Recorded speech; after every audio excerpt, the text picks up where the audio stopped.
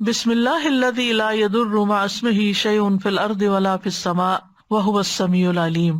اللہ کے نام سے، وہ ذات جس کے نام کے ساتھ کوئی چیز زمین میں اور آسمان میں نقصان نہیں دے سکتی، اور وہ بہت سننے والا، بہت جاننے والا ہے۔ یہ ایک بہت ہی خوبصورت دعا ہے جو ناگہانی آفات سے بچنے کے لیے صبح و شام پڑھنے کے لیے کہا گیا ہے۔ سنن نبی داؤد میں ہے، عثمان بن عفان رضی اللہ عنہ کہتے ہیں، میں نے رسول اللہ صلی اللہ علیہ وسلم سے سنا، آپ فرماتے تھے، جس نے شام کو 3 بار یہ دعا پڑھ لی اسے صبح تک کوئی اچانک مصیبت نہیں آئے گی۔ یہی دعا بسم اللہ الذی لا یضر آخر تک۔ اور جس نے صبح کے وقت یہ دعا 3 بار پڑھ لی اسے شام تک کوئی اچانک مصیبت نہیں آئے گی۔ راوی کہتے ہیں کہ اس حدیث کو روایت کرنے والے ابان بن عثمان کو فالج ہو گیا۔ ابان حضرت عثمان کے بیٹے تھے۔ تو جو حدیث سن رہا تھا وہ بڑا حیران ہوا اور ان کو حیرانی سے دیکھنے لگا، اور جو فالج زیادہ حصہ ہوگا خاص طور پہ اس کو کہ بھئی یہ کیا ہے، پھر تم کہتے ہو کہ اچانک مصیبت نہیں آئے گی، یعنی اچانک کوئی بیماری نہیں آئے گی، اچانک کوئی شر نہیں آئے گا، تو پھر یہ فالج کیسے ہو گیا؟ انہوں نے کہا، کیا ہوا، مجھے کیا دیکھتے ہو؟ اللہ کی قسم، میں نے عثمان رضی اللہ عنہ پر جھوٹ نہیں بولا کہ ان کے ریفرنس سے میں نے بات کی ہے کہ انہوں نے مجھے بتایا، اور نہ ہی عثمان رضی اللہ عنہ نے نبی صلی اللہ علیہ وسلم پر جھوٹ بولا، لیکن جس دن مجھے یہ فالج ہوا اس دن میں غصے میں تھا اور یہ کلمات پڑھنا بھول گیا تھا۔ تو اس سے یہ پتہ چلتا ہے کہ اگر آپ چھوڑ دیتے ہیں ایک دن بھی تو نقصان ہو سکتا، نہ بھی ہو، ضروری بھی نہیں، لیکن موسٹ پروبیبلی کوئی مصیبت آ بھی سکتی ہے۔ یعنی جب تقدیر نے نافذ ہونا ہو تو انسان بھول بھی جاتا ہے۔ تو بسم اللہ، اللہ کے نام کے ساتھ پناہ لیتا ہوں۔ لا یضر مع اسمہ شیء فی الارض، یعنی اللہ کا نام لینے سے کوئی چیز زمین میں نقصان نہیں دیتی، یعنی جو اللہ کے نام کو اپنے ساتھ رکھتا ہے، اللہ کے نام کا ورد کرتا رہتا ہے، اپنے لیے لازم کرتا ہے، اس کو کوئی چیز نقصان نہیں دیتی۔ یعنی اللہ کے نام کی برکت کی وجہ سے کوئی چیز نقصان نہیں پہنچا سکتی، نہ زمین میں نہ آسمان میں۔ زمین میں تو بہت ساری طرح طرح کی مصیبتیں، اور آسمان سے یعنی اوپر بلندی سے بارش اتر سکتی ہے، زیادہ برف پڑ سکتی ہے، اولے پڑ سکتے ہیں، بجلی کڑک کے گر سکتی ہے، یعنی کوئی بھی چیز اوپر سے اچانک آ سکتی، یا ہوا کوئی چیز اڑا کے آپ کے اوپر لا کے گرا سکتی، اینی تھنگ۔ تو نہ اوپر سے نہ نیچے سے کوئی چیز نقصان نہیں دیتی۔ وہو السمیع العلیم، اور وہ ہر چیز کو سننے والا، سارے اقوال کو اور سارے افعال ہمارے خوب جاننے والا ہے۔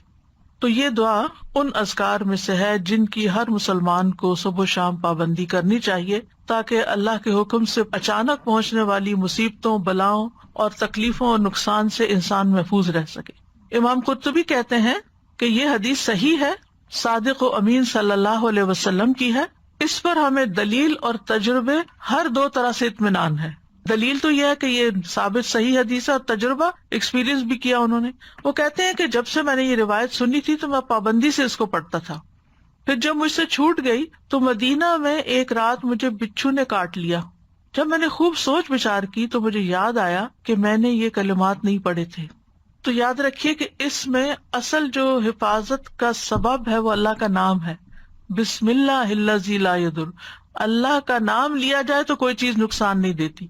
اس لیے ہمیں کھانا کھاتے ہوئے، پانی پیتے ہوئے، اب آپ دیکھیں اکثر ہم سنتے اور پڑھتے اور دیکھتے رہتے ہیں کہ ہر دوسرا بندہ یہ بات کر رہا ہوتا ہے کہ اب یہ پانی میں کلورین ہے، تو فلاں فوڈ میں کیمیکلز ہیں، تو ویجیٹیبلز کھائیں تو ان کے اندر بھی بہت سے وہ جس طرح گرو کی جاتی ہیں ان میں پتہ نہیں کیا کچھ ہے، اگر آپ گوشت کھاتے ہیں تو اس کے اپنے نقصان ہیں۔ یعنی کوئی چیز مجھے لگتا نہیں کہ حلال طیب کی فل کیٹیگری میں آتی ہو، ہر چیز کے اندر کچھ نہ، پھر انسان کہاں جائے؟